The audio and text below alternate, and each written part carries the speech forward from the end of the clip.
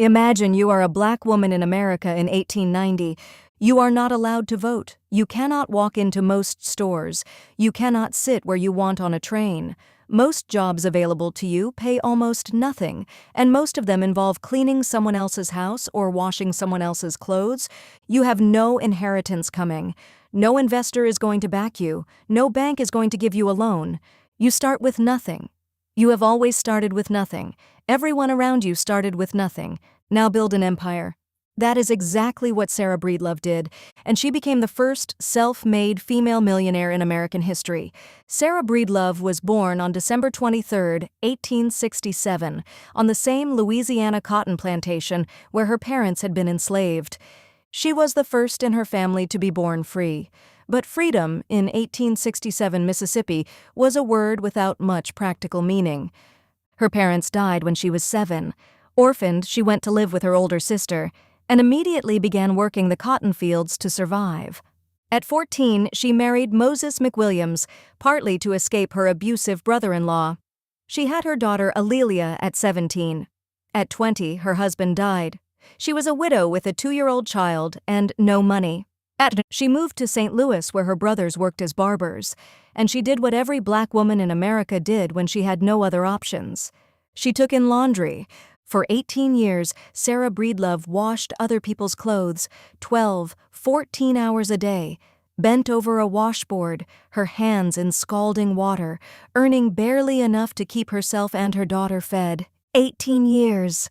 She was 37 years old, her body worn, her hands rough, her hair falling out from stress and malnutrition and the harsh lye soap she used every day, when everything changed. In 1904, Sarah Breedlove began using hair products made by Annie Turnbow Malone, a black entrepreneur who made products specifically for African American women's hair. The products helped. Sarah became a sales agent, but she saw something Malone had missed or wasn't pursuing fast enough. The market was almost completely untouched. Millions of black women in America had almost no products made for their hair. The ones that existed were often harsh or made by white companies using images of white women on the packaging.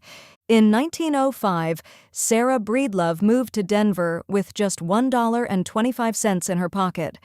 She started experimenting with formulas in her kitchen. She developed what she called the Walker method, a scalp conditioning treatment, a gentle shampoo, brushing, combing, and heated irons, products that worked for black women's hair because they were made by a black woman who understood it intimately. She married Charles Joseph Walker in 1906. She renamed herself Madame C.J. Walker. Madame borrowed from the prestige of the French beauty industry. Charles helped with advertising, and together they hit the road. The way Madame Walker built her business was as revolutionary as the products themselves. She didn't wait for customers to come to her. She went to them. She traveled across the South and Southeast, knocking on doors, giving demonstrations in churches and community halls, showing women what her products could do. She built trust, face by face, town by town, church by church. And then she did something truly radical for 1906. She built a sales force, entirely of black women. She trained other women to sell her products. She paid them healthy commissions. She gave them a business of their own, something almost no one was offering black women at the time.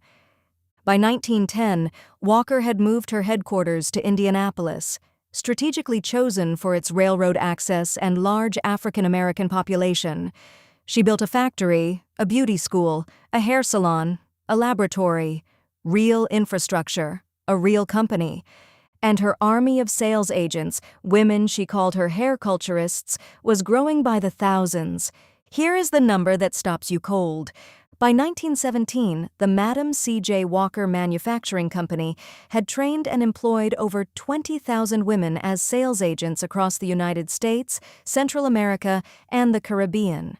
20,000 women. Women who had been laundresses, domestic servants, field workers. Women who, before Walker, had no path to financial independence. Women who were now earning more in a single day than they had previously earned in a month. At Walker's 1917 National Convention in Philadelphia, one agent stood up and announced that she had been making $5 a week as a servant. Now she was making $250 a week selling Walker products. Walker didn't just build a business, she built an economic movement, and she used her wealth to fight. Madam C.J. Walker was a fierce opponent of lynching, the extrajudicial murder of Black Americans that was terrorizing communities across the South. When a brutal wave of racial violence swept the country in 1917, Walker personally traveled to Washington with a delegation to demand anti-lynching legislation from President Woodrow Wilson. Wilson refused to meet with them. Walker published an open letter condemning him. She donated heavily to the NAACP. She funded scholarships at Tuskegee Institute. She poured money into Black community organizations across America. She built a mansion on the Hudson River, Villa Lewaro, that became a gathering place for Black intellectuals, artists, and leaders. A statement in brick and stone that a Black woman born on a plantation could own something magnificent. "I got my start by giving myself a start," she said. Madam C.J. Walker died on May 25, 1919. She was 51 years old. Her estate was valued at between $500,000 and $1 million, making her, by every measure, the first self-made female millionaire in American history. She built her empire during Jim Crow, during an era of systematic racial terror, without investors, without bank loans, without the safety nets that white entrepreneurs took for granted. She did it with $1.25, a formula she developed in her own kitchen, and an absolute refusal to accept that the world as it was had to be the world as it remained. So what does Madam C.J. Walker teach us? First, the ignored market is often the biggest market. Every major company in America had ignored the needs of Black women's hair. Walker looked at that gap, not as a problem, but as an opportunity no one had been smart enough to fill. Second, distribution is a business model. Walker didn't just make great products, she invented a sales force, 20,000 agents who grew the brand into every community she couldn't personally reach. Third, your story is your brand. Walker put her own face on her products, told her own story in her advertising. In a market of faceless products, she was a person. That authenticity built unbreakable trust.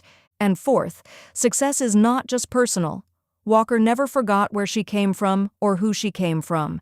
She built institutions, funded fights, created opportunities for 20,000 women who had none. "There is no royal flower-strewn path to success," she said, "and if there is, I have not found it. For if I have accomplished anything in life, it is because I have been willing to work hard." We began with a woman on a cotton plantation, picking crops under a Mississippi sun. We end with her standing in a Manhattan ballroom, the most successful self-made businesswoman in America, speaking to 20,000 women she had lifted alongside her. Sarah Breedlove became Madam C.J. Walker. A laundress became a millionaire. A woman born into a country that did not want her to succeed built something that country has never forgotten. That is what it means to make America. Thank you for joining us for episode 5. Our next episode is A.P. Giannini, the banker who believed that poor people deserved to borrow money too, and who in doing so invented modern banking. Until then, stay curious.